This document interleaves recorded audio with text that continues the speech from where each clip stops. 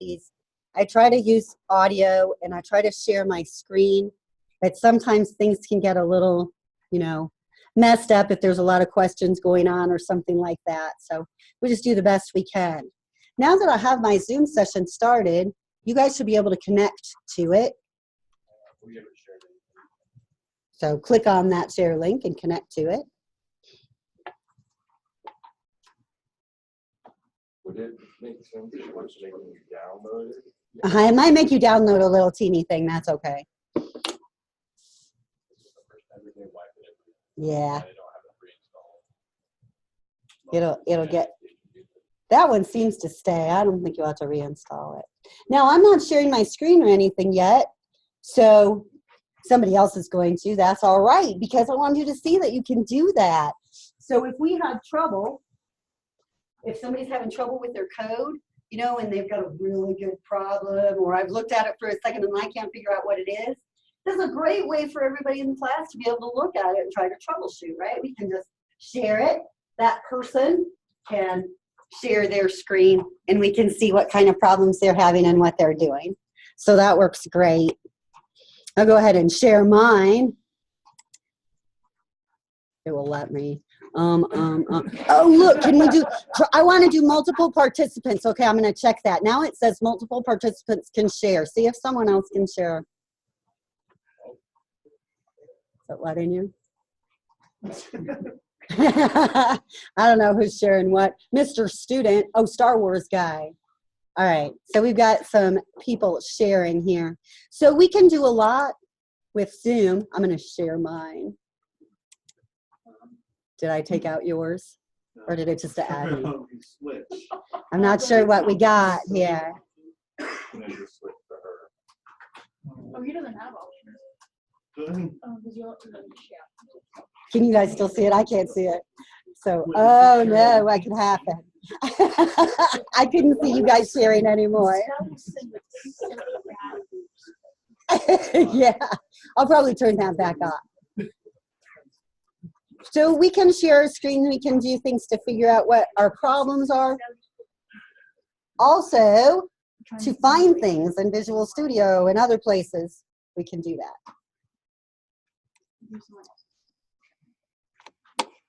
Okay, so if you've got your Zoom session going, remember you could move it, you know, to one side of the screen, the other, split it however you want to get everything organized the way you like.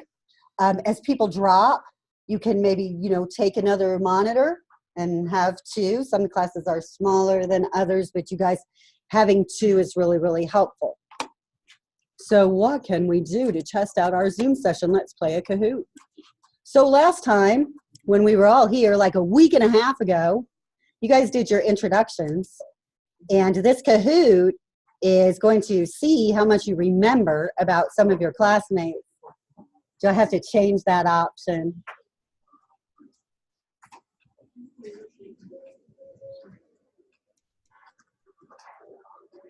Can you see my screen, or are you just seeing theirs? There he is.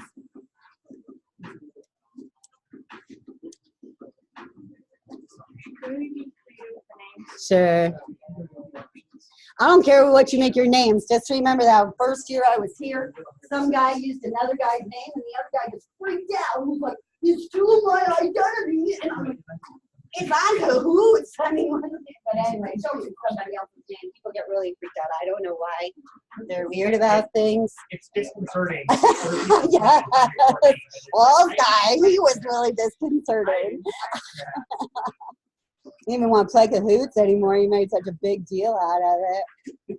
Okay, I have 5 people. I should have a lot more. Let's go. Look around. Help that person beside you figure it out if they're having trouble.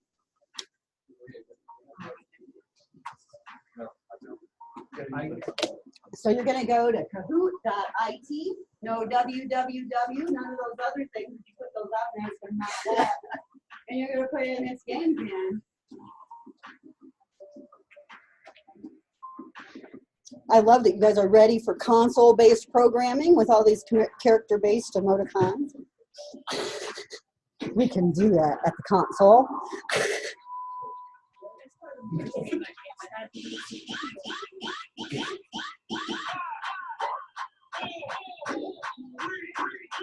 Need 4 more. Let's go. We're not going to play till you're all in.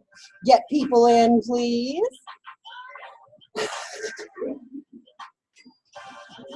Oh, here it is. My name is Marcus because it's.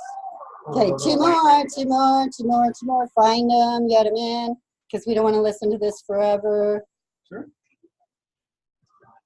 Oh no, it's weird. 1 more. It's Kahoot.it.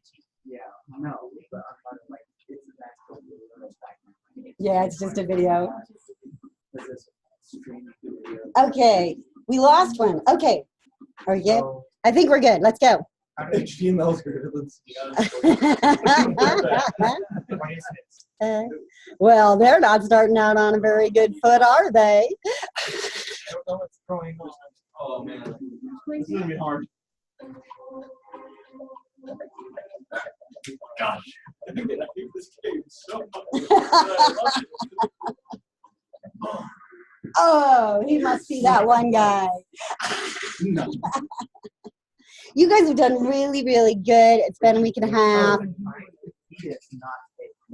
Last semester, like half of them got it wrong the same day. Okay, who in our class likes Elder Scrolls? Oh, wait, this is wrong. Wait. That's the wrong one, you guys. I got to stop. I got to stop. It's wrong. It's wrong. Holy, you're get it right. What did it do to me? Hang on. It's not a. So you're not correct. I'm waiting. I still like mine. Oh my goodness. Hang on. Let me make sure it's not all messed up. I guess I could let you play it and just pretend it was right. You would never know.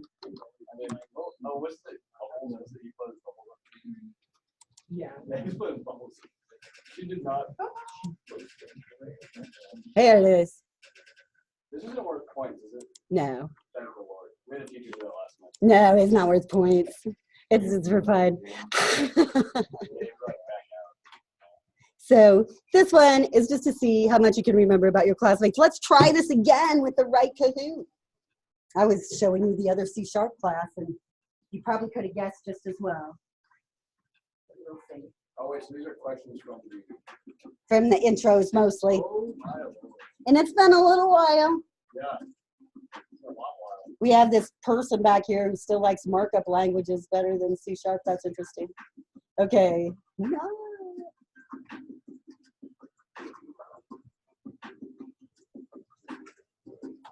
I always love watching everybody's names because it depends so much about what's going on in the news. Oh, and they like Bing more than Google.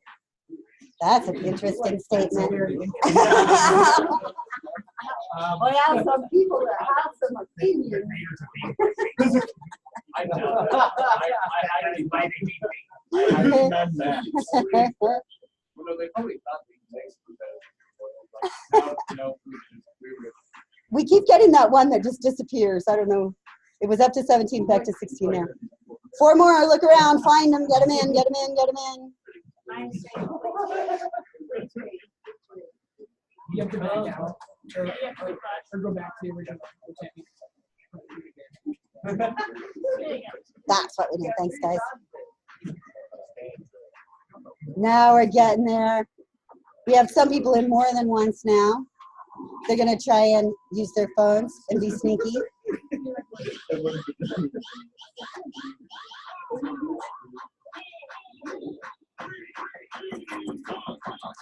I like HQ, but I never win. Now this one kind of gives us away since we already had this question. Okay, I hope you can figure this one out. I know it's pretty tough. Buzzer roar. Oh no, it's really good. Let's see who was the fastest. Oh, Bill Clinton was the fastest. We should know that. Who likes to play frolf and video games? Now that's this class. Yep, without a face, you can't. It's so hard. It's been a week and a half. Good guess. Wow, you guys almost all got it. That was really good. Okay, let's try again. Okay, that thing. I remember to finish the syllabus quiz. Almost all of you got this one. That's so good. It's not even a question. I just wanted to see how many people were going to lie. I told the truth. Good job. He didn't mean to lie. I know it's weird, isn't it? It's like you either got to lie or get it wrong. It's such a hard conundrum. Okay, our guy here is still winning. Likes LARP as well as Magic the Gathering.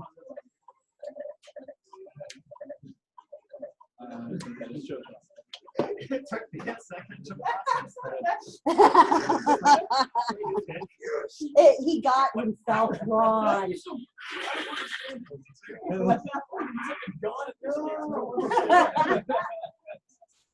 You guys are doing really good, except Dominic didn't know it was him. I didn't know it was me. It just took me a second to process the questions. Like, wait, What? Is that me? There were some other people that liked Magic too. So, okay, now our onion layers is coming up. Which car? This is a real HQ question. Which car logo features exactly 2 letters?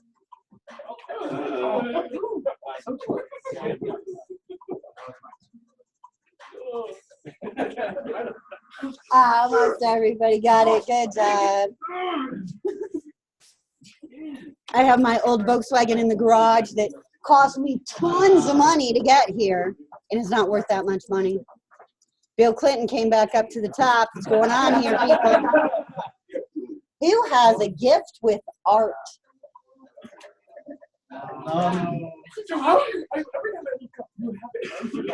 This one's hard because it's kind of big. Pretty good, though. Pretty good. Very good. I know. It's your presentation day. Right? See, we don't know that about you because it wasn't in your intro presentation. Oh, no. Did he change his name? Did he change his other stuff? International student. Now, I tried to make it like internationally sounding names, so you have to pick. Very good. It was still too easy. Still too easy. Okay. Man, you know, it makes me want to say bad things. Which one of these symbols appears on the dice in Milton Bradley's Jumanji board game? Another real H2 question. Kind of lame. I've never played their real board game.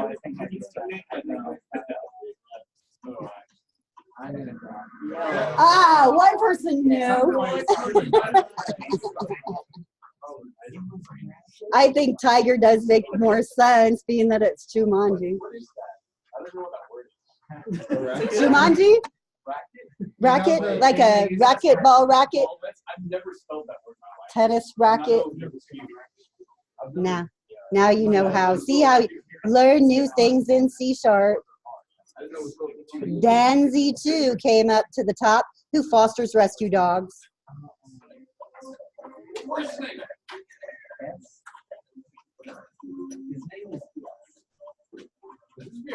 think it's green. Very nice. I have not moved. Did you just stick in one spot? We have some really good memories here. Man, oh man. Who's this? Who's dancing to? Who is that? You're our best memory person. Just look around if you're wanting to know someone to ask about something that's got an amazing memory. Really good job, you guys. Okay, so it should have been showing up on your Zoom session.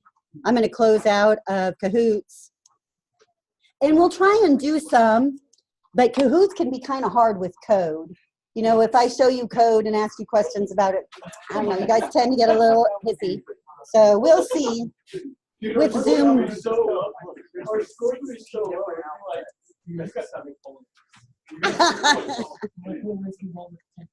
Exactly. Sometimes you get something that's debate, and that could be, and you won't get the answer. If we did like review work that way, though, I would be down. Like vocab? For, yeah, wouldn't that be good? That's pretty neat. We need to be able to mix them together a little bit. Like sometimes it was just by accident. You just plugged it into the quiz thing incorrectly. And sometimes it'd be like, no, you might think that's the answer, but that's not actually the answer. Here's the proof. You know, it would usually be a math equation or something like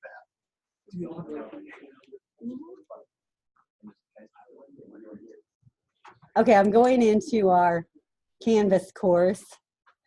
So funny, you know, let's Google that. Let's see. C# versus HTML. Which is better? What's the difference? Gosh, some of them's really old. That's what I want to say. What are you talking about? They don't compare. They're incomparable. They're incomparable, exactly. They're not the same. So we could say, what about C# compared to Java? Because those are both programming languages, right? Or we could say, I don't know, HTML compared to, I don't know, XML or Word. Word is a markup language, right? Because in Word, you use Word to change fonts and insert pictures and things like that. And when it saves your Word file, it saved it all encoded, just like an HTML file. So that's kind of more comparable. We'd like to, but you guys, you know, you guys are, as beginning programmers, you are probably the cause of the command prompt staying around more than any other cause there is. For some reason, the world has decided that beginning programmers need to be tortured with console-based programs. And I don't know why, because you probably won't see that many of those in the real world. And they are kind of out of date and old, but for some reason, if we don't show you how to do them, people will think that you don't know how to program. Because if they ask you to write a message out to the console, you won't know how, because you only know how to do newer stuff. So we have to keep doing the old stuff. So tell me about other things besides this. What about your, looks like he's got all the C# stuff down. What about your sub last week? Did you guys get everything done? The video was kind of hard to listen to in class because it was so quiet. I think afterwards we figured it out. Okay, good. Just the video itself was kind of, it was somewhat frustrating because I couldn't hear over my own keyboard. Oh, really? Stop. I didn't realize until after the fact that I was supposed to upload a screenshot with the actual code, which I wasn't able to do because I wasn't actually able to get Visual Studio to work on the computer. Correct. Well, and we'll get all of that worked out. That's what we want to do with these first few assignments, is make sure that we've got everything kind of cleared.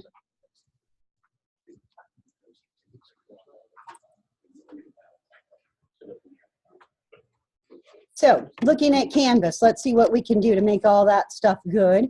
I think you guys did a great job. I went into Student View here, and I'm going to go into our modules section because I want to take a look at what we have.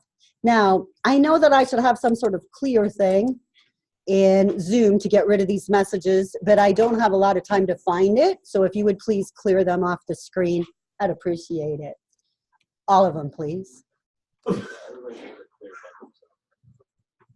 Why?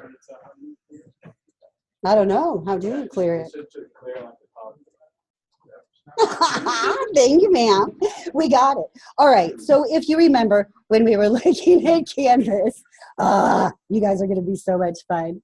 When we were looking at Canvas last time, I showed you that there might be some items in Canvas that you have to complete. So when I look at our setup course section here, I see two of these little circles under this complete all items. One for that setup video, that course introduction, and one for the summary. Now, I could have been like annoying, right, and made you check that you were done with each of those items in our setup section. So think about why I do that. So far today, you guys, I gotta say, have just done a great job. But coming into the room, I've had 3 questions about where the hypergrade course code is. And I can answer that real easy. But when I'm home at home with my family, and I get 3 or 4 emails like that, then I start wishing that people would look at the information that was available to them so that I could continue watching this really awesome TV show and not have to reply to emails about where the hypergrade course code is. Oh, it's been suitably I can't find highlighted, suitably highlighted here for you. Oh, there it is. Thanks, guys. Did you find it? All righty. Now, this is why I set up study groups, because what a helpful bunch. So if you've got something that you need help with, be sure to email your study group first, because they're probably going to send you an annotated screenshot pointing you in the exact right direction and making sure you know how to do everything. How could you get more helpful than that? That's so much better than I'm going to do.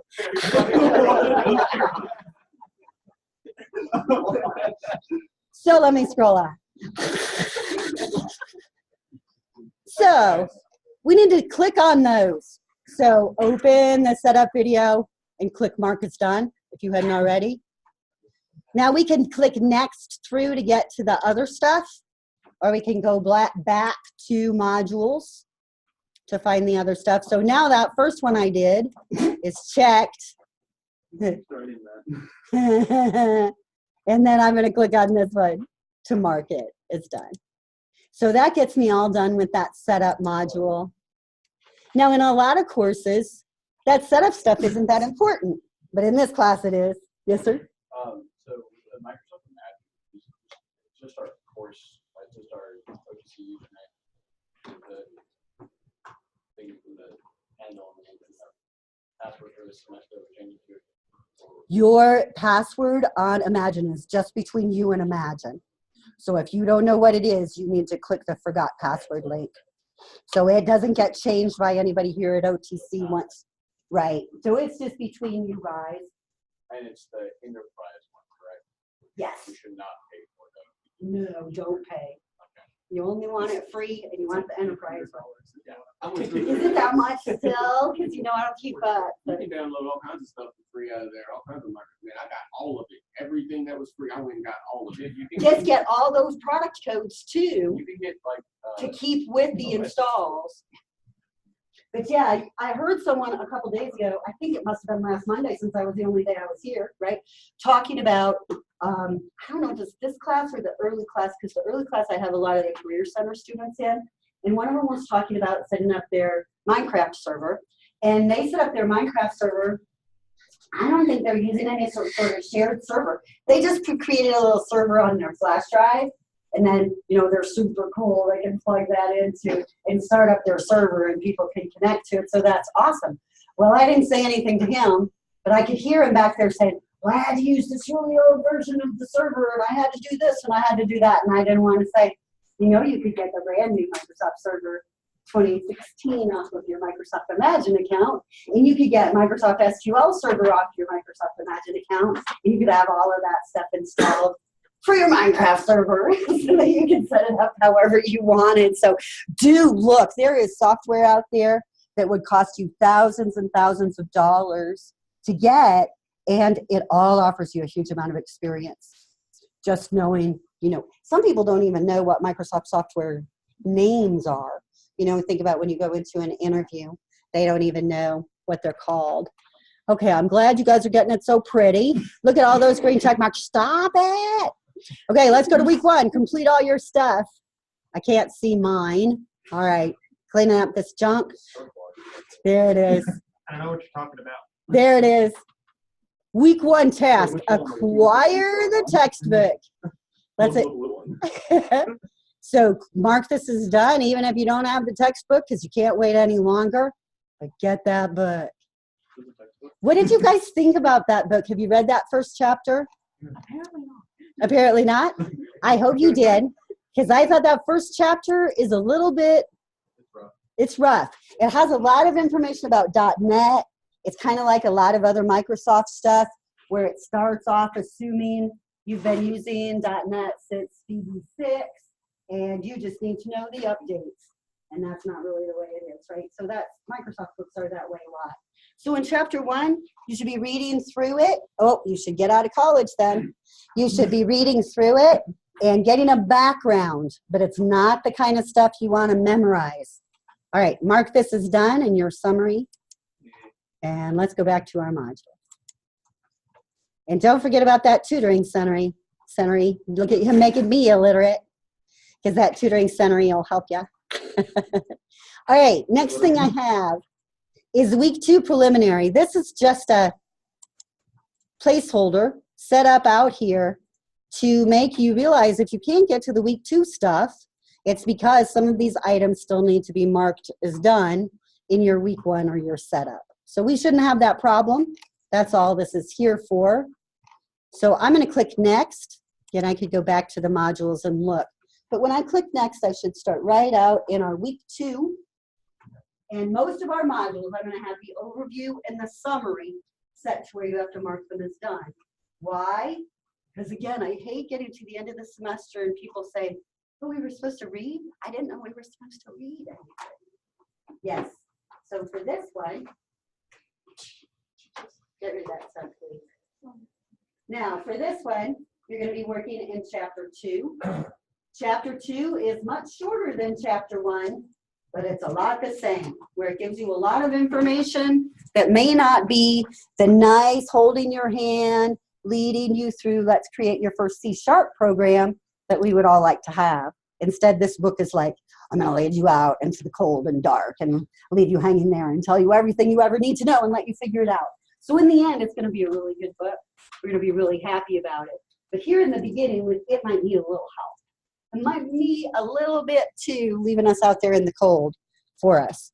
So in Chapter 2, they're just talking about strings and writing to the console. So the topics are really the same. We don't have a lot of new stuff. Okay, assignment. This assignment we're going to do today together. In the morning, they had to help me remember.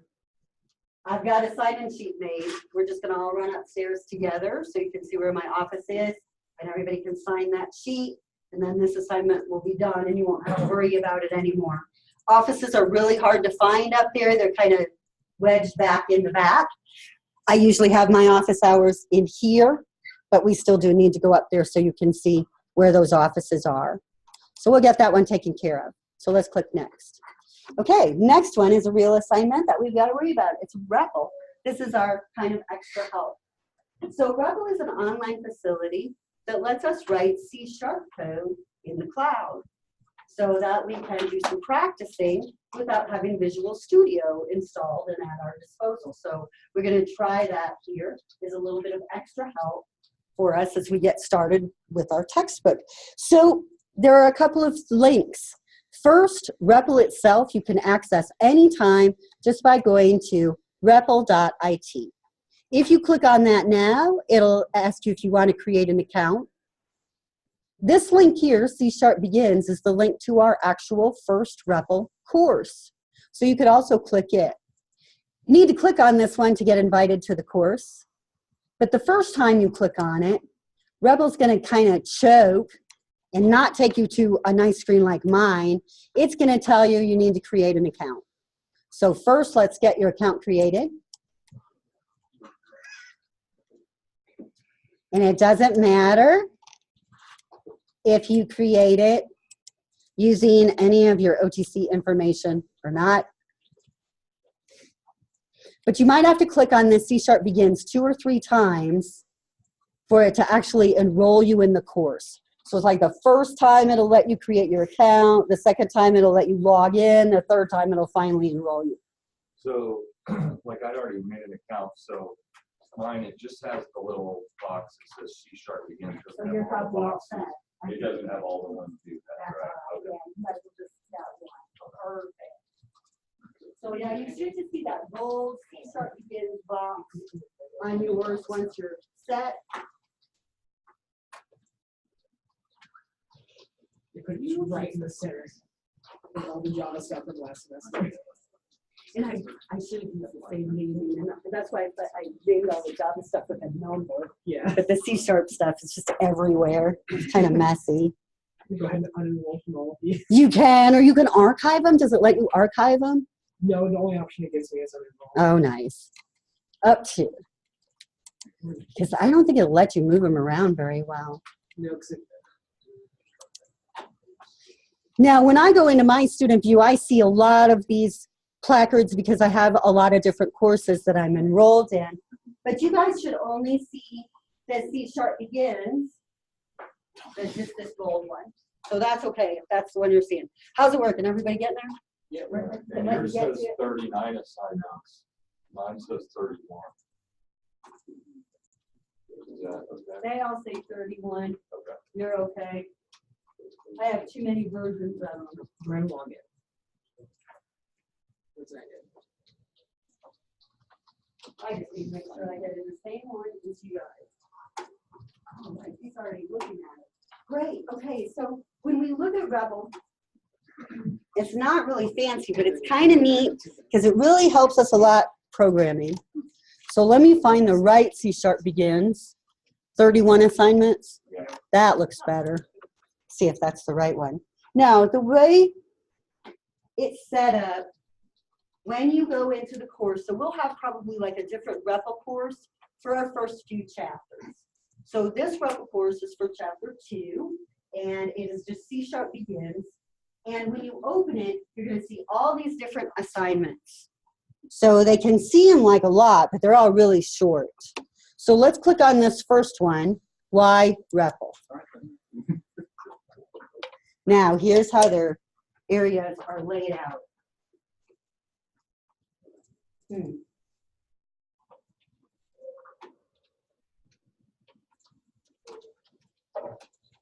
Something went a little loose there. All right. Okay. So, clicking on my stuff. Over here in this area, we have our code window. Notice that code looks a lot like the code that you turned in for your Hello World program, except we're saying a little different message.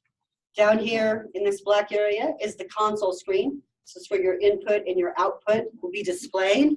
Over here, you have the instructions for how to complete the REPL. So you want to make sure you follow those instructions really, really well. Remember, when you work here at OTC, you see all the students. You guys don't have a lot of different instructors here to go back to. And we all form opinions about you all the time. And so we try to keep those opinions really positive and really good.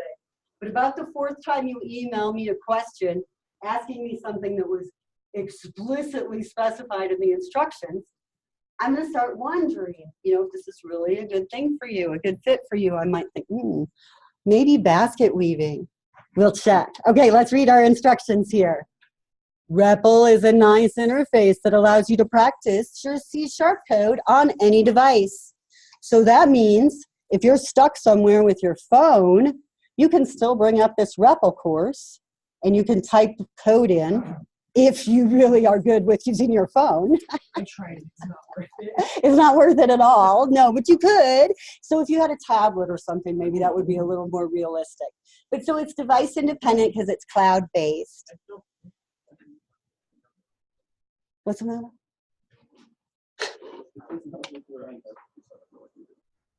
Clicked on that very first assignment. Does it show it to you? I don't, what classroom is it? 'Cause I didn't know how to access that. C# begins. Is it getting you in there? Got it. So this very first assignment is just for show. You're not going to have to do a lot with it. But we want to look at the instructions here. This is just a supplement, not a replacement. Still read your book. For every REPL assignment, you should try the same thing in Visual Studio. Right? So you can see how it's different. Plus, after you get used to Visual Studio, you won't want to be typing your code in REPL because Visual Studio is very helpful. Sometimes you might have to follow the textbook instructions. Some of your REPL assignments might refer you to the textbook. So this is going to give us practice activities. Now it says just click submit, but let's try some stuff first. So over here on the side where you're seeing your code window, let's click the run button. And we see our output, hello world. So nothing super fancy, but we see it down here on the console screen. So it all looks good. Now what if I want to test and make sure I finished this assignment properly? I could click the submit button, or I could do the drop down here on the run command and choose run tests. When I run the tests, everything turned green. So it says, oh, your results match the expected output. It's all good. So let's change our code so that it doesn't match the expected output. Let's like take the O out of world. Now if you run your tests, you should get an output mismatch error. It kind of looks a little bit like hypergrade. So repl and hypergrade are both going to try to help you notice these details. They can be really hard to see at first. So since my output doesn't match, I could either click show details or I could click output mismatch. Now when I see my output mismatch, I'm going to see what was expected in green and what was received in pink. And down here at the bottom, this difference part is the most helpful because it has that O highlighted for me, and it's showing that that O was expected, but it was missing. Has that little line through it. So it'll help me figure out where I went wrong. I just have to really look at it and be kind of detail-oriented, thinking, oh, what did I do wrong? So now that I know that, I could put that O back in, and it would match, and everything would be fine. As you go through these assignments, you might run into one that you don't quite understand the instructions on, or you can't get it to work no matter what. And so you're beating your head up against the wall, it's driving you crazy. That's not the idea. That's not what I want. That's not the idea at all. What I want then is for you to go ahead and submit the repl assignment. Now right now mine doesn't match, but I'm going to say I want to go ahead and submit. I was reading something on Facebook about some town around Southwest Missouri that made their living off basket weaving for years. They say that the white oak in Missouri is just the best thing to use for basket weaving. All right, so I got this output mismatch. repl's mad at me, but I'm done with this thing. I don't want to mess with it anymore. So I'm going to click submit anyway. Now, if you do that, you want to go ahead and submit anyways. You want to send me an email. I'll be able to go look on repl and find your assignment that you submitted that wasn't complete. And it'll say that you need help. And I can look at it then and I'll see exactly what you've done.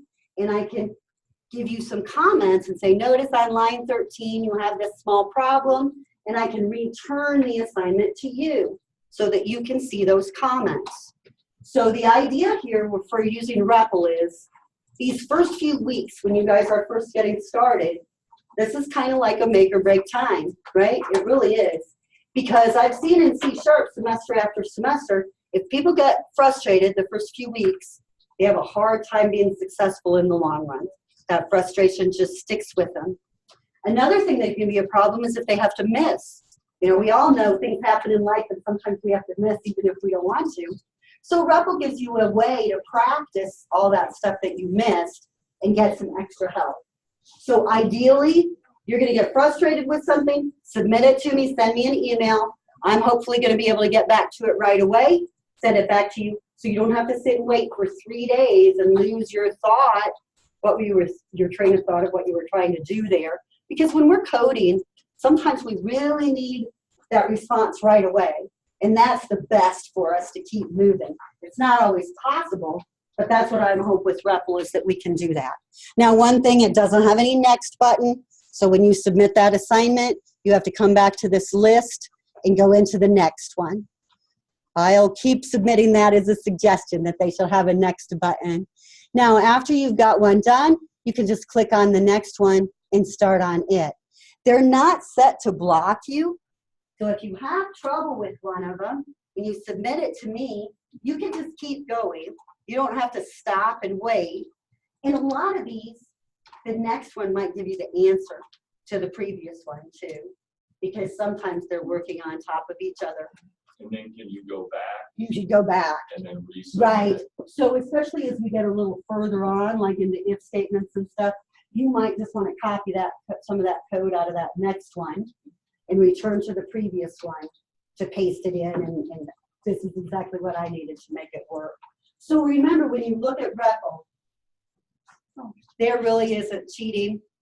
There really isn't any problem here. All it is to me is learning, just a way for you guys to practice. So if you talk to somebody else and they say, oh, that first one, you just needed to do this, and they tell you exactly what to do, that's fine. Whatever we need to do to get it learned, right? And there might be times where I've made a typo or said something dumb that other people can explain to you better. So that's our focus here, is just to try to make it a place where you guys can practice. You don't have to worry. It's not going to fail you or anything. Now, I do have this set up as an assignment. And look at all these assignments. There's so many of them when we say 31. So if you skip a few of them, it's not going to be like you'll get a 50% on this repl. Repl is going to score it. So it might give you an 83%, and I'll figure out what 83% is of our points and give that score to you. So don't ever feel like you have to have every single one done. You know, if you're a perfectionist, then you can. But most of us don't have time to be perfectionists, so we might have to skip around a little bit. Now, I love it. We used it last semester in Java for the first time in Java 1, and I think that everybody really, really benefited a lot. Did you think you benefit? We have one Java 1 person in here. Did you like it? And so people really got an opportunity to practice and have some feedback right away instead of just getting frustrated. So let's try and do that with it. Now the problem is, it's kind of ugly. It doesn't have any colored stuff. It doesn't do any auto-completes for you to finish the code. I like those. Some of you may not, because you want to practice all that typing. But I like auto-complete stuff because I just don't like typing all the time. So let's go look at Visual Studio. Are you ready? You can come back to this repl. It's due Tuesday night. Hopefully we'll have time today for you to work on it for lab time. But let's go now and take a look at Visual Studio, because that's where really all of our work is going to get done.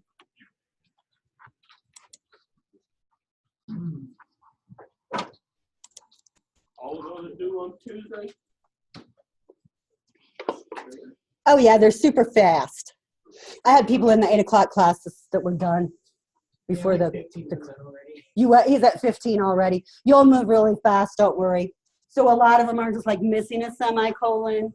And one thing that in the repl, when you turn it in, I do ask you to tell me, click submit in Canvas, tell me how long you spent on it. Because I had some people in the Java class that were sending me emails saying, you know, they spent like 40 hours on the repl activity for that week. And I didn't really think that it was going to take that long. So I asked everybody to start telling me. And what I found was the majority of people were spending 30 minutes or an hour, but there was one guy that was spending 40. So that's okay, but I let him know that he was spending a lot more time on these things than the majority of students. He may be a more thorough person. He may have more questions, but just so he could take that into his decision-making process. So when we submit that assignment, we're not attaching anything to it, right? We're just letting you know how. Just let me know how, and it's just an estimate. You know, it's not like it doesn't have to be anything exact. No payroll on it, so I won't give you anything. So yeah, you don't have to clock in. But so we just want practice.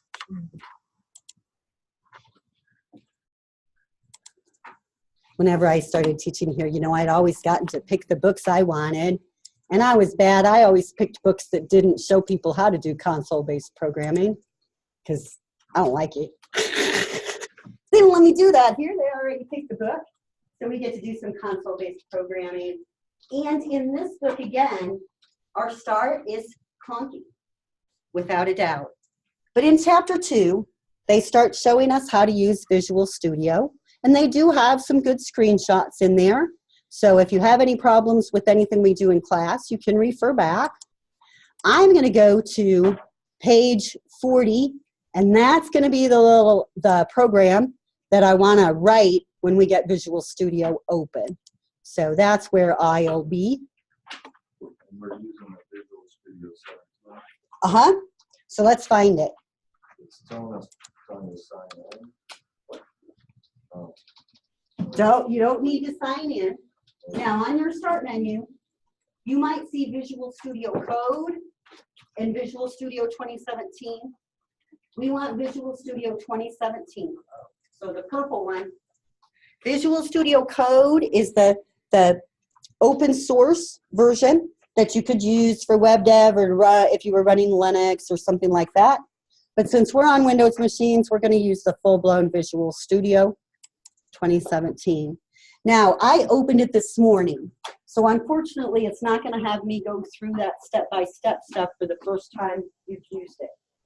Some things that it's going to ask you. Choose Visual C#. Is your development environment in the drop-down list. If you choose General, that's fine, but you're not going to have as many helpful things for C# as if you choose Visual C#. Do you see what I'm talking about? That list that asking you. Can you go back? Like, I think it already opened.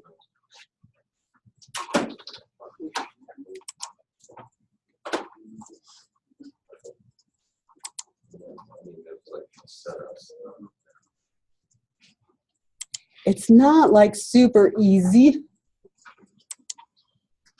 It won't make much difference.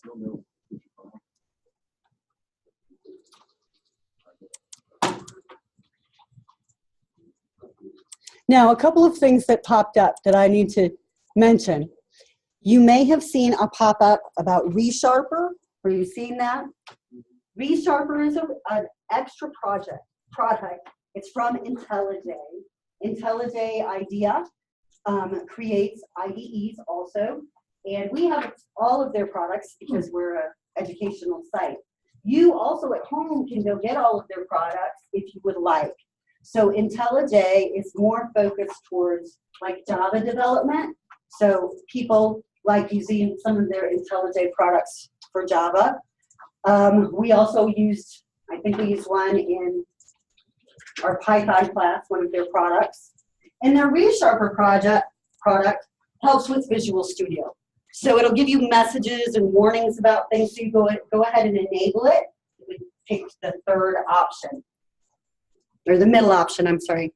Now, if you see some things that you like here and you're not getting that same functionality at home, it might be that you need to install ReSharper at home and ask for that product. We have a lot of things here to help us. Okay. Pick the middle one. Which one are you talking about? If it pops up with the IntelliJ selection, and if you're already sitting at this screen, you've gone past it, so that's okay. No big deal. It might look a little different. Don't worry, the networking staff will wipe our computers out often enough. We'll get plenty of opportunities to select them again. And we can go back and find it, but it's not worth all of the 8 or 10 hours it would take for us to find them, unless you guys are super Google magic and you find it right away. So let's go to where we are. When it asks you to sign in, you do not need to sign in. You can sign in using a Microsoft account if you want to link all of your different machines to some cloud-based storage, but that's all that's going to do for you. Remember, your Visual Studio activation has nothing to do with your sign-in. Your Visual Studio activation is totally dependent on that product code from the Microsoft Imagine site. Make sure you get that product code entered. It doesn't matter whether you sign in or not, but if you'd signed in previously at home, you might have already used 30 days of your 90-day trial.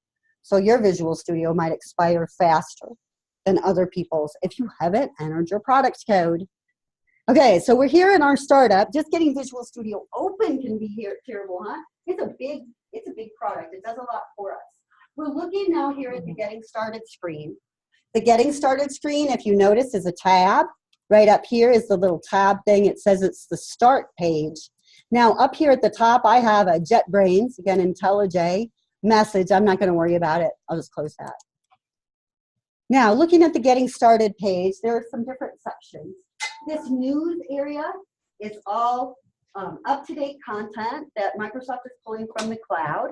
So when you open Visual Studio, it does try to connect to the internet, just display all this news information. You can click on any of these items if there's something that you're interested in, and it'll take you to the website to tell you, just show you that announcement or whatever. In the middle, we have our items for opening projects and creating new ones. Over here on this side, we have some getting started tutorial links that could also be helpful in our recent projects. And see, I have a recent project from this morning, but we're not going to use that. We need to create a new one. Now, when you guys worked last week, you created helloworld.cs, right? And you just used Notepad and you just created this one file and it had your code in it and everything was good. You submitted it to Hypergrade. Now, when we get Visual Studio involved, we're going to be making it a lot more complicated.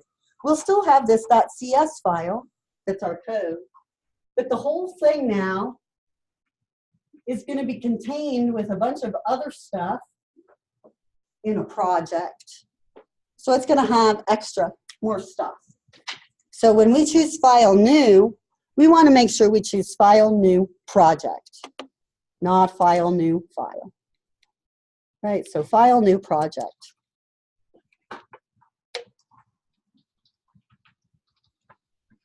The New Project screen gives us a lot of options. Scroll around a little bit and look at it. Right now, mine is set to where I'm looking at the Visual C# things. If you didn't have a chance to pick Visual C# as your development environment, it might not have Visual C# open for you here. You might have to find Visual C# and click on it to open it. But I see mine. Before we open anything though, let's look down a little bit at other languages. In your book, they do a not so great job of explaining to you how with .NET, you can use Visual Studio and you could use all these different languages and still take advantage of .NET. So here are all these other languages that we could use. We could use Visual Basic, Visual C++, Visual F#, which is kind of like a predecessor to C#. Visual Studio also supports JavaScript and Python and TypeScript and lots of other languages. Yes, sir?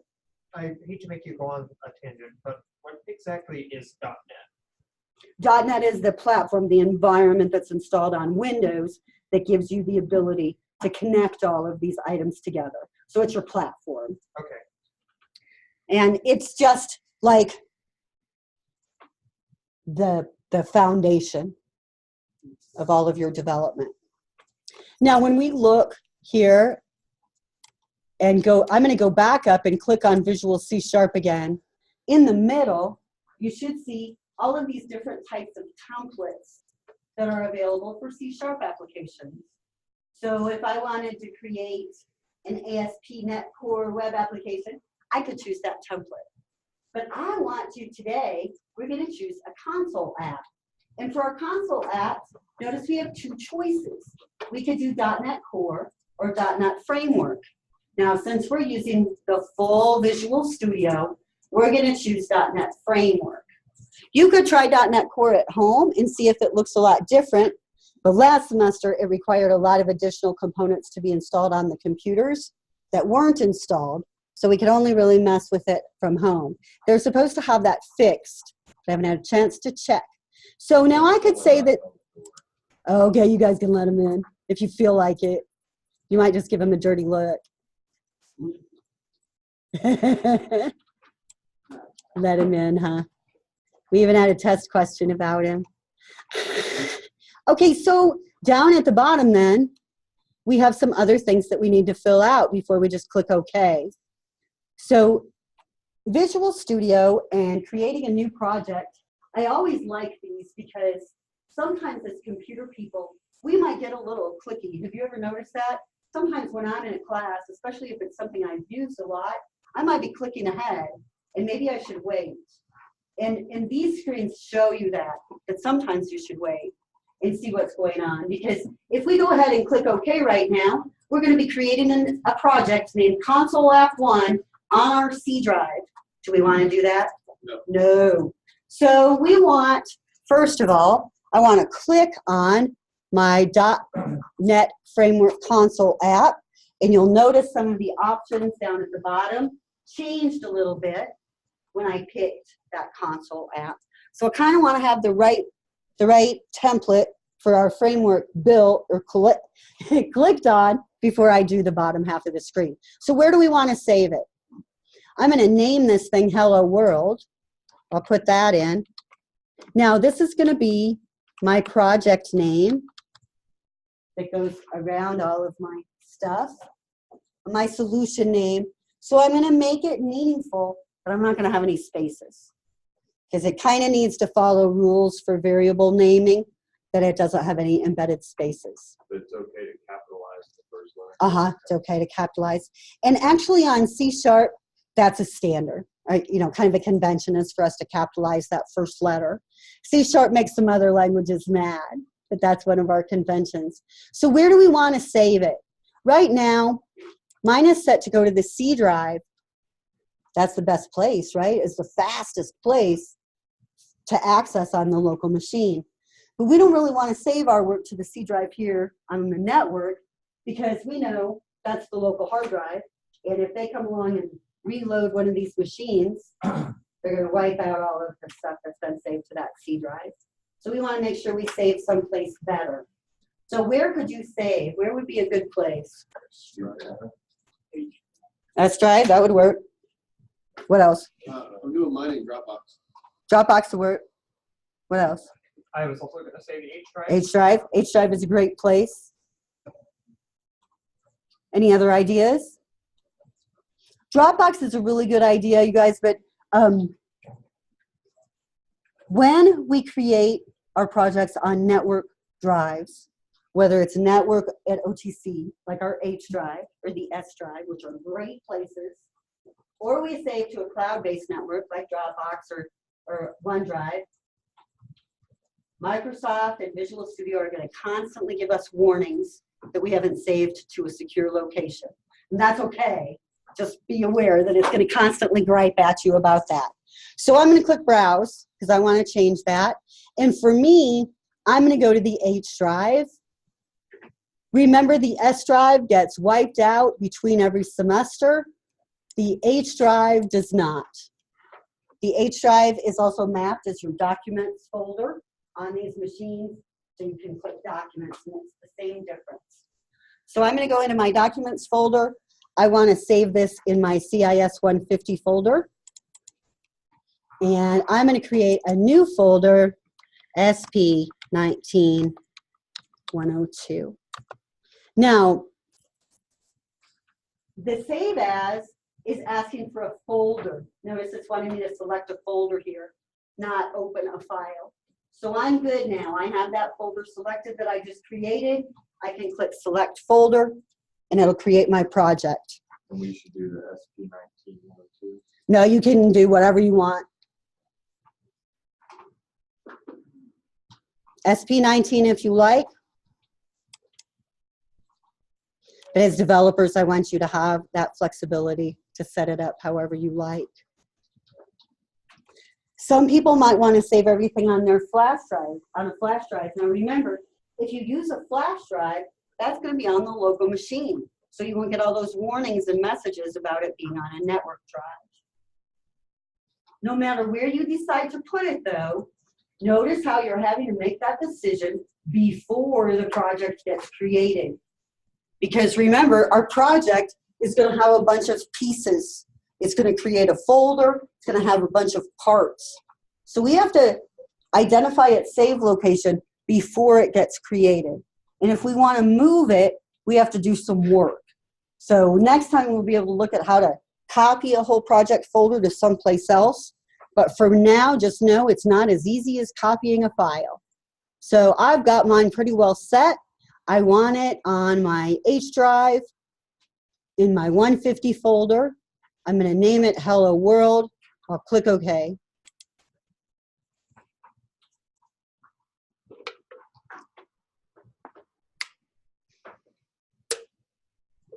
Visual Studio does a lot of work for us, so it takes it a second.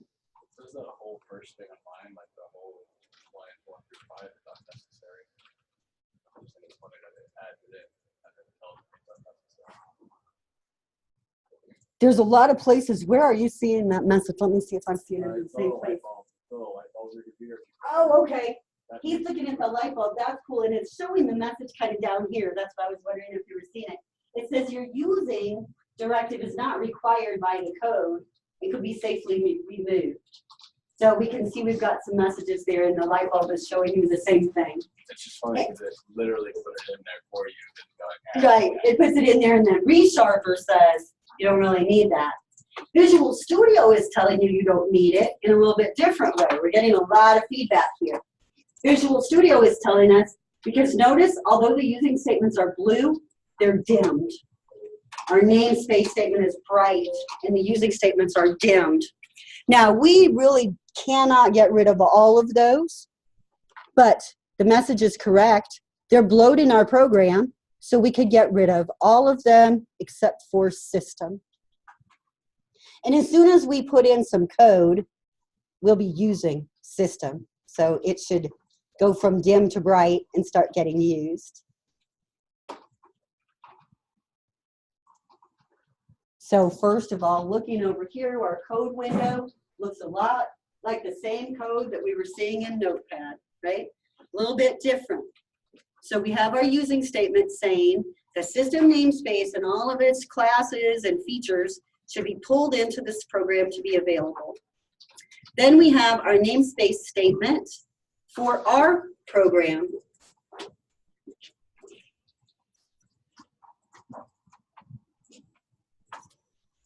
If you notice, it says hello world like our project name. And it has the word namespace, which is a keyword, but the word hello world is a name that we picked. Now, after our namespace, notice it has an opening and closing curly brace that delineates its body. And also when we're in Visual Studio, if you notice, I can roll that up, and it should roll up to where there's nothing left, right? Some people have trouble with curly braces. They're really annoying, and they get out of hand. So if you are having trouble, you could try rolling that up, and if there's still an extra curly brace down there, it's probably extra. But now I see my whole namespace, and within the namespace, notice the namespace is really not much of anything. It's really just a container that holds all of our code together. So we don't have to do anything with it. It's just out there keeping everything combined. Now within our namespace, we have our class statement. Again, the blue is a keyword. This aqua is the name that we gave it, program.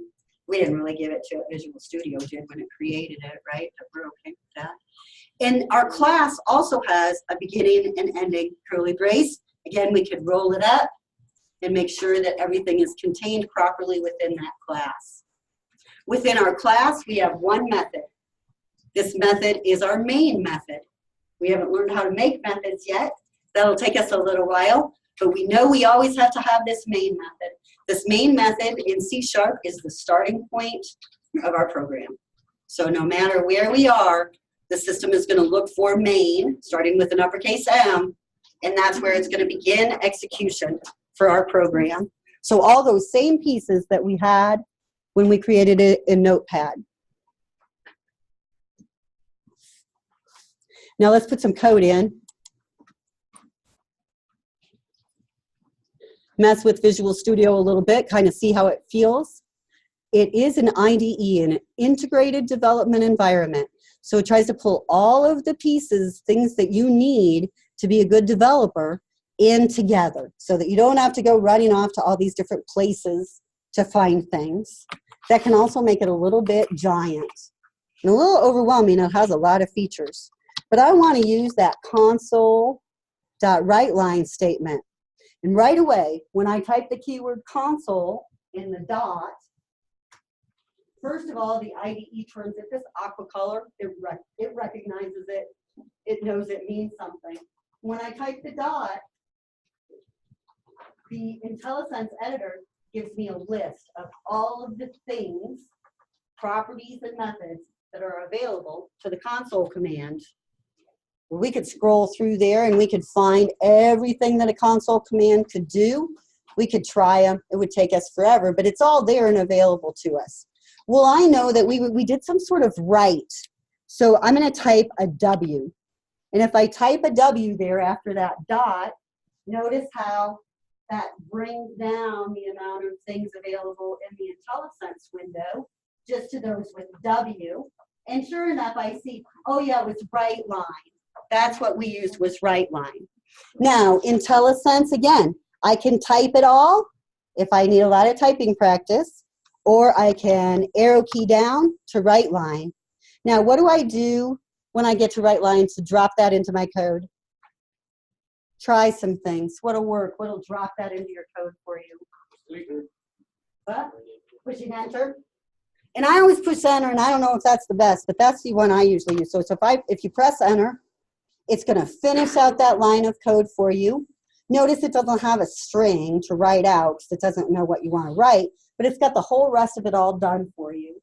So it put in that write line keyword, and it left out, or put in the parentheses and the closing semicolon for you. So looks good. Now, The console read key. yeah, it's people messing around. They need to stop. Now, in our console.writeLine statement, we want to write out a message. So let's say our message is going to be, hello world.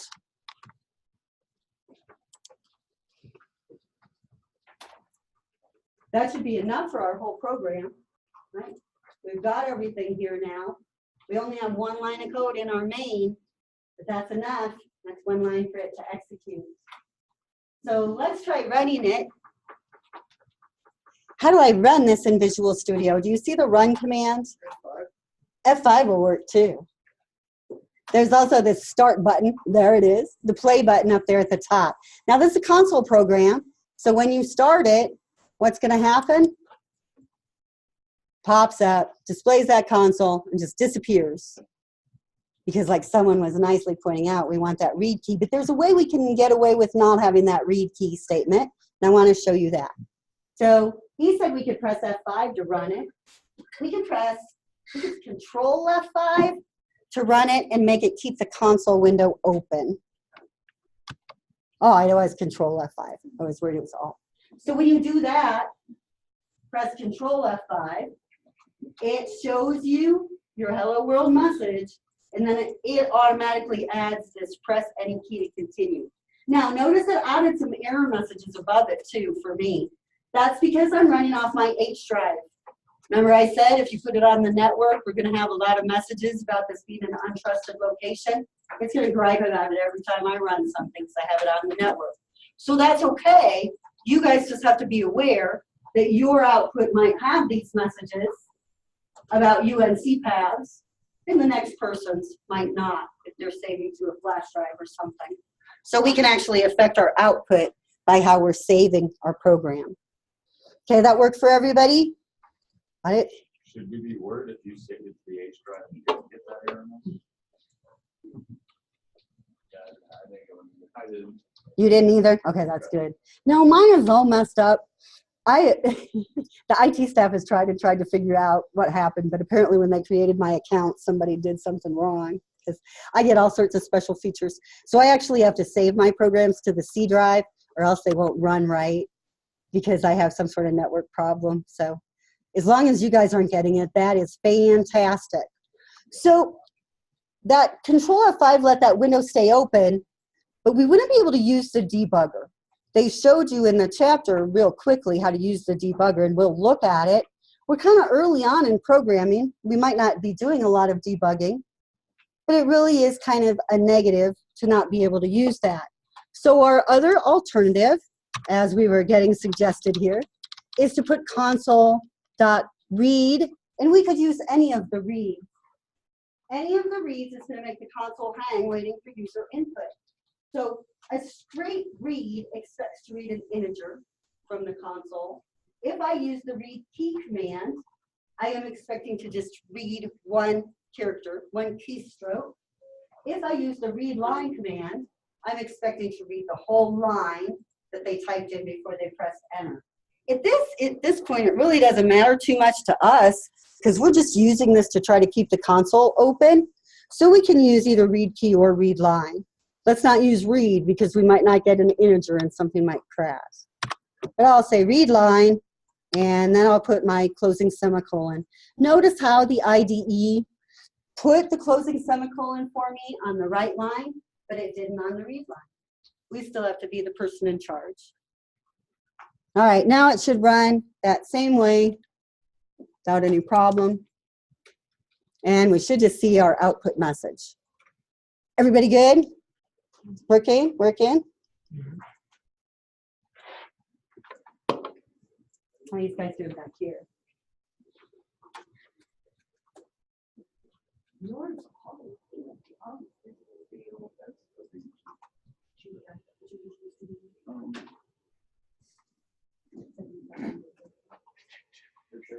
When I look at this view and all of you guys' windows, I'm like, it takes me just a second to see where you are.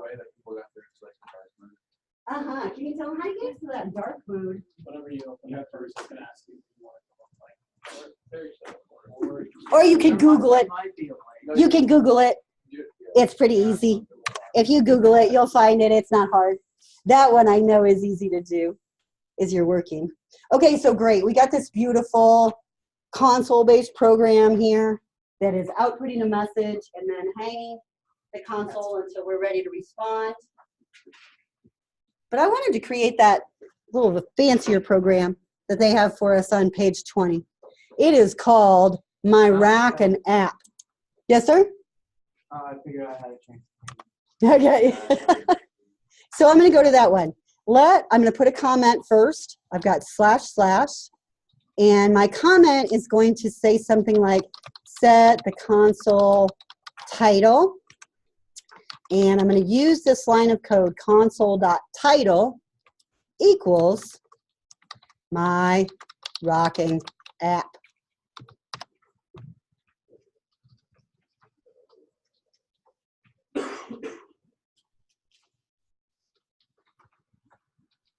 Whenever we look at the code, there are some things here to notice right away. Title is a property, which means it's like a field, a variable.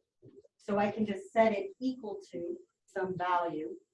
Whereas WriteLine is a program, like a subprogram, a method. So that's why when I use it, I have to pass it the information within parentheses. So it looks like C# is not being consistent. C# is being absolutely consistent. This is a property, and this is a method. And as we get further along and we create those ourselves, it starts making more sense that they really are different things. Okay, so if I do that as a title, I'm going to run it and see what kind of impact that had. Oh, there it is, my console screen.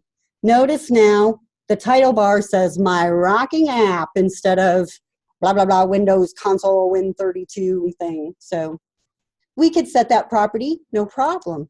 Now, what if we want to do some other things with our console? Let's set up the colors. So on our console, let's do foreground color. You know, since we're working with console-based stuff, there's only so many things we can do to entertain ourselves. We want to do that.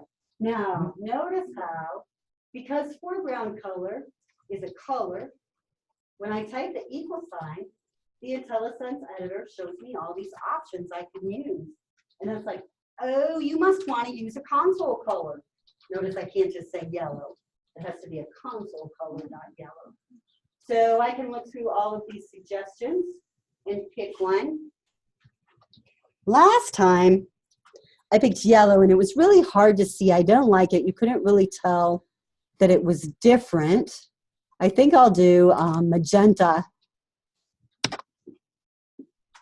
You can try any color that you like. And then let's set our background color. I'll make it black.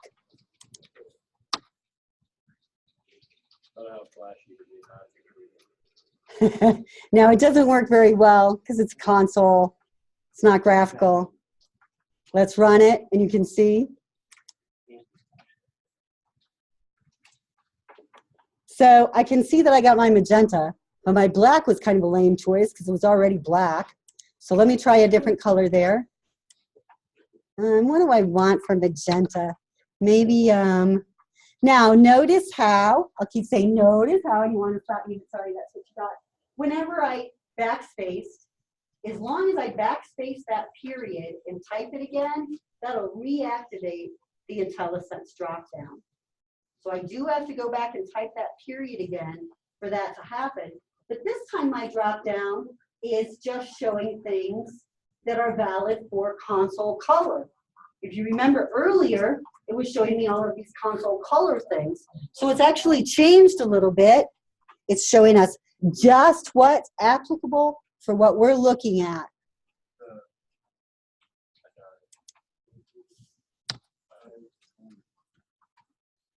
So let me see how bad that looks. I've got magenta and dark blue. Probably not the best choice.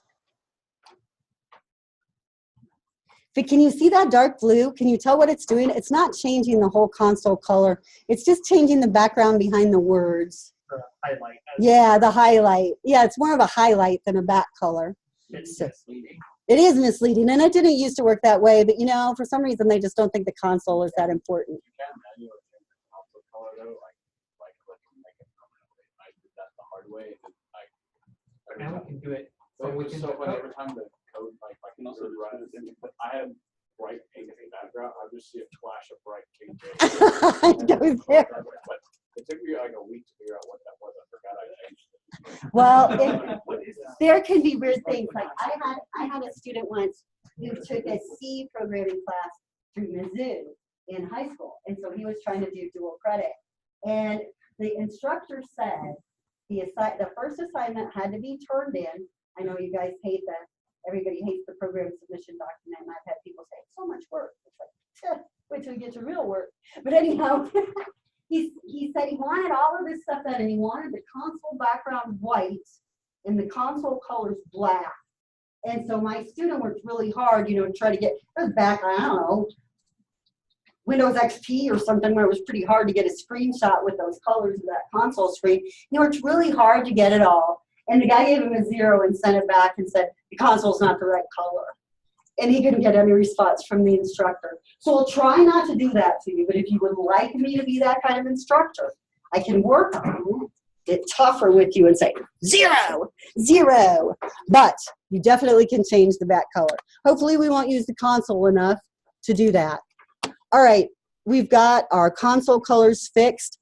Let's change our output. And I'm going to put some comments here. Output messages to the console.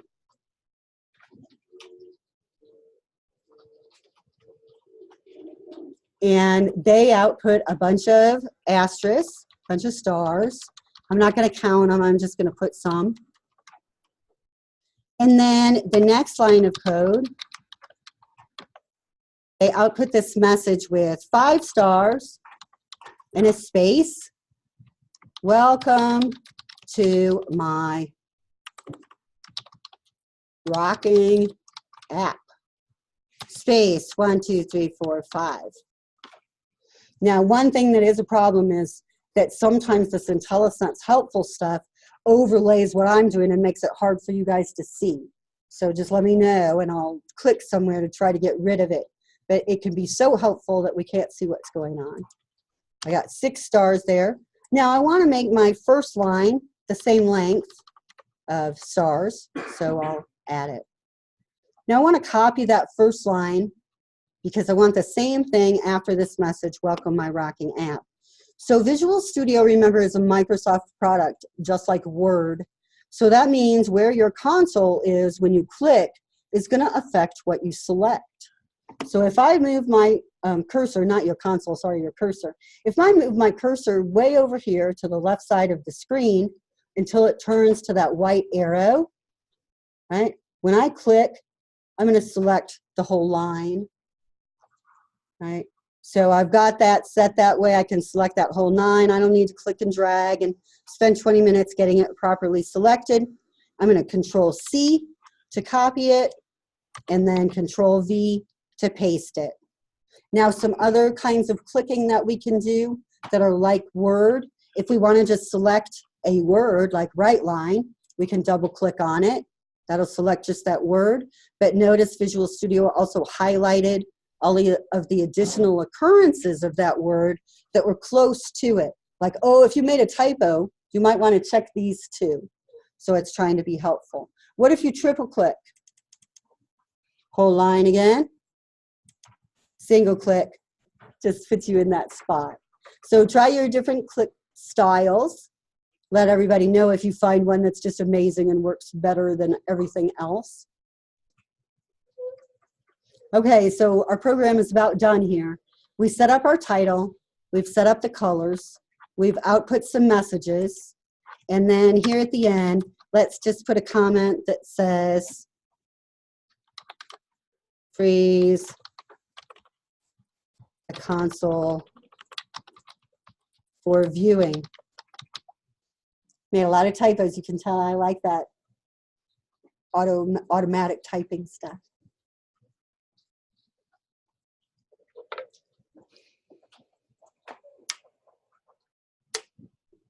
Let's run it. Should see our message with the colors that we've picked showing up on the console screen. That's you. Can commit. And that should be it. Now we're ready to just press enter or click on something. But let me show you something else here. I'm going to run this again. Now I've got my application running, but I'm going to minimize it. And I'm going to listen to the instructor drone on and on about something. And then I'm going to try to change my code. I can't. And it says, changes are not allowed while code is running. If you get that message, that means your program is still running somewhere, minimized. You need to bring it back up and stop it, or click the stop. Yes, sir? What's the little blue bar that was there on the side while it was running? Let us see what you're talking about. Which one? Oh, this over here? Yeah, on the right-hand side. Uh-huh. Yeah, that's our diagnostics as far as how many resources we're using. So that would be something we really wouldn't probably pay a lot of attention to in our beginning class. But in C#2, there might be some things that we could do that could cause an impact. But Visual Studio is really handy about showing all that to you. Okay.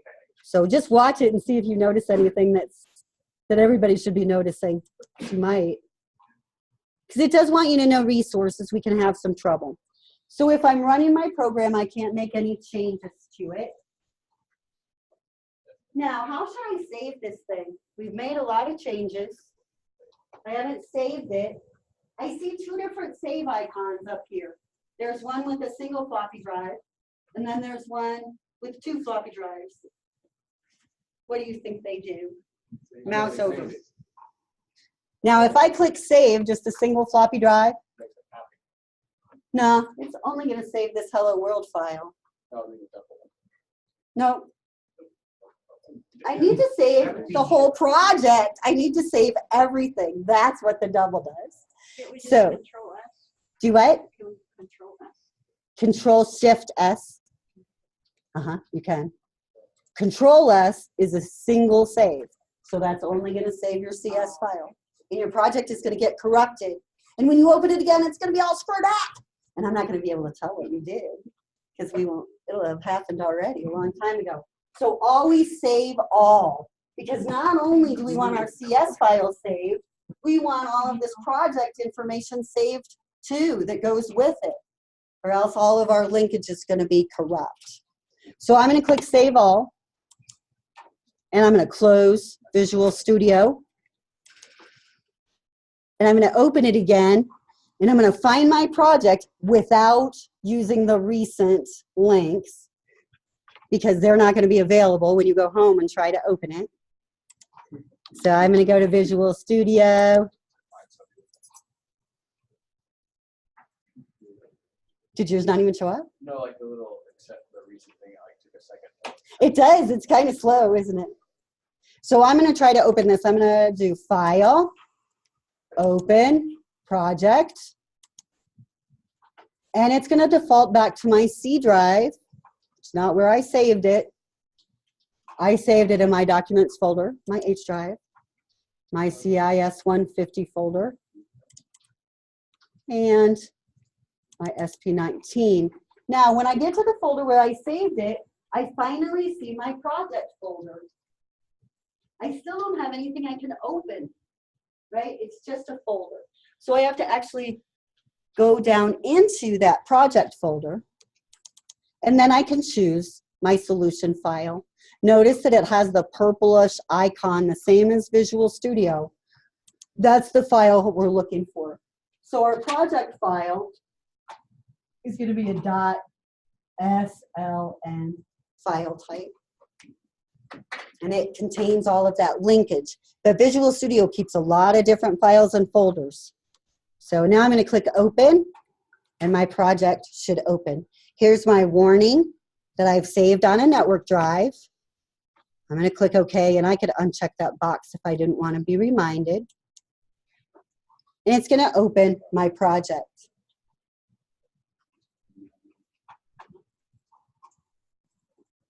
Now, sometimes when you open your project, your code window might not show up. So let's close it. Notice your program.cs file is in this code editor window with a tab. So let's close that tab. Now, that didn't close your project. Your project is still open. If you look over here in your Solution Explorer, you should see your project. When you look at the project in Solution Explorer, notice the program.cs file. That's the one we're looking for. That's our code. So if you double click on that, it'll show you that code window again, and you can find it. Now, going back to like when you were saying saving, didn't we, at this time, didn't we only work on the CS file? Yes, but So Visual if you- Studio did all sorts of other stuff for it did you. automatically. Yes, Okay. and if you don't save all, you just corrupted your whole project because Okay. it built all of I this didn't know stuff. what you were doing, that's why I Mhm. didn't- Nope, it's really important from now on. Gotcha. If you don't save all, you're not going to have everything. So what's the purpose of this regular save button? Well, as a programmer, you might want to save this individual file off someplace else. They just give you that flexibility, but it's not something that you would use very often. So it can really mess us up, especially when we're new and we're all used to just saving one thing. Okay, so some more stuff about Visual Studio.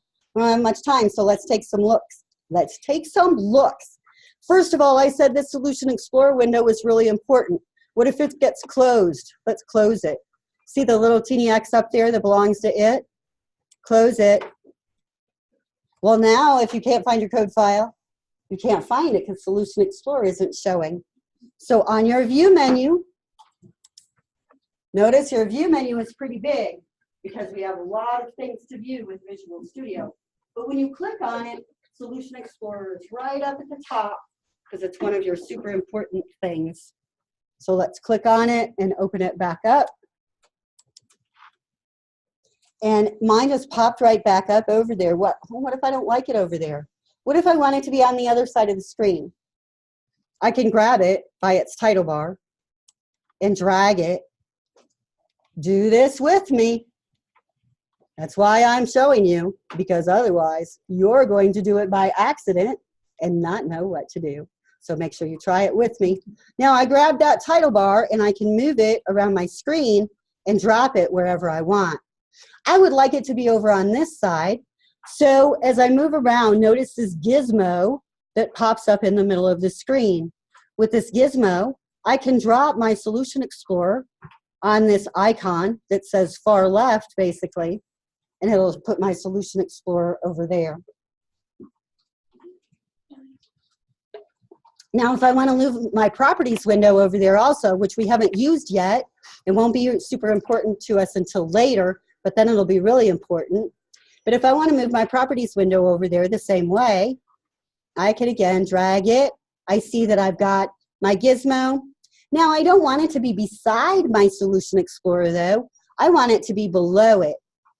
So if I pull it all the way into this same area, notice that it gives me a different gizmo, and I can drop it down on the bottom half. Okay, so lots of things we can do to move things around. And beginning programmers can get lost in Visual Studio because they can easily move things away from themselves and not find them again. So that's why we want to look at all of this, because I don't want that to happen. I want your programming not messing with Visual Studio. Well, this is cool. I like it, but it's taking up too much space. I would like for these things to move out of the way if I'm not using them. I can do that with this push pin. Do you see the push pin icon in your title bar? Now, right now that pin is pushed.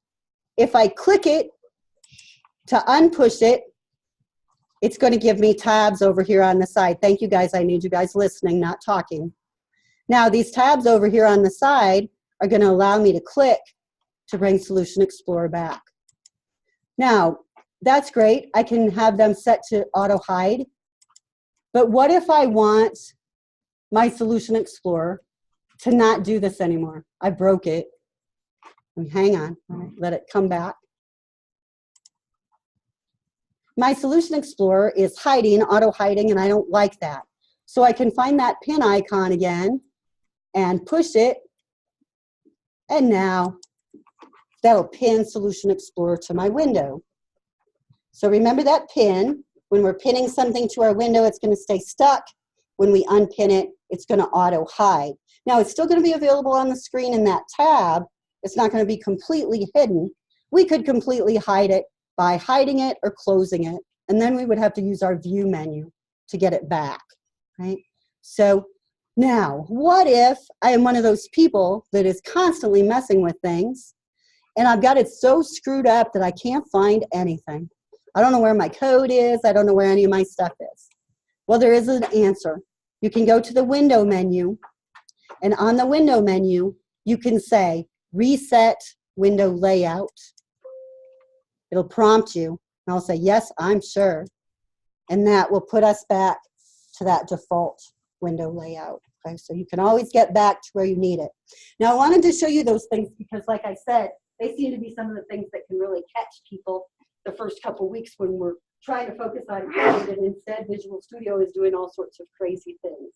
Now, whenever you're going back and forth between Visual Studio and repl, repl doesn't understand what a namespace is. That's a Visual Studio thing.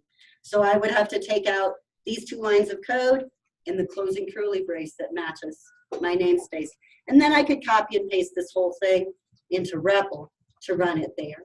So kind of mess with that, go back and forth, see how it's working, get used to stuff. Your first program assignment, I know you did Hello World. Now, a couple of things about Hello World before I go on. If you didn't get it turned in, remember with Hypergrade, you have late passes, late days. So in Hypergrade, you can say, I forgot to turn in that first assignment. I want to use a late day. And Hypergrade will say, okay, and you can submit it, and it won't be late anymore because you used that late day pass. Can I do that with the syllabus quiz? No. Sorry. I won't take off much, though. Don't worry. You're on it. Well, I just read the announcements from that day, and I did all those things I didn't check. So I didn't. That's all right. You're on top of it. It's all right. We'll get it all. If that's the only thing you're missing, we're in really good shape. Just those Hypergrade things will let you do that. So it's not the end of the world. It never is. In Hypergrade, you have 7 late passes. So that'll burn one of them. So you want to get it done right away. You don't want to wait another day or two because then you'd have to use more of them. But you want to keep as many as you can because there's always a chance that you could run into one of those weeks where you're not able to get the assignment done, even though you thought you'd be able to. Some doctor says, no, we're taking you to the hospital or something like that.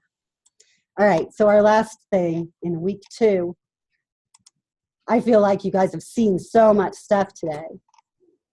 Week 2. The videos in week 2, this first Visual Studio project video should be just looking at Visual Studio, some of the things that we just ran through. You shouldn't need to watch it unless you want to again, because you want to try some of those things and work with Visual Studio. The next one is looking at folders and tools that are built into Visual Studio. We'll do some of that next week as we can, but it's a good video, real short, I think. Now, what's important is your first project, 2 numbers. In this project, you're going to prompt a user for 2 numbers, and then you're going to add them and subtract them and multiply them and divide them.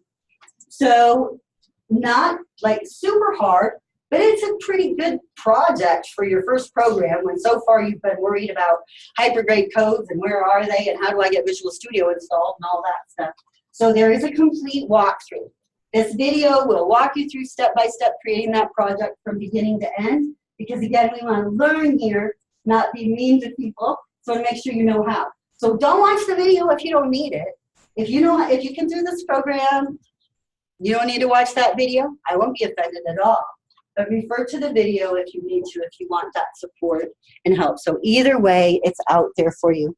All of that stuff for week 2 again is due Tuesday night. So we'll be here again Monday beforehand. But remember, we want to try to not really spend too much time on this stuff. We'd like it to be behind us now. Questions? Lots for you to think about, lots for you to play with. Try Visual Studio, copy some code back and forth. Yes, sir? Is water wet? I don't know. I think so. They say it is. Sensation of water on something that is not wet The feeling is? The feeling is? is not. I don't know. Is it wet on Mars where it's okay, I'm going to end this Zoom thing. And don't forget, I'll be posting our Zoom sessions to YouTube.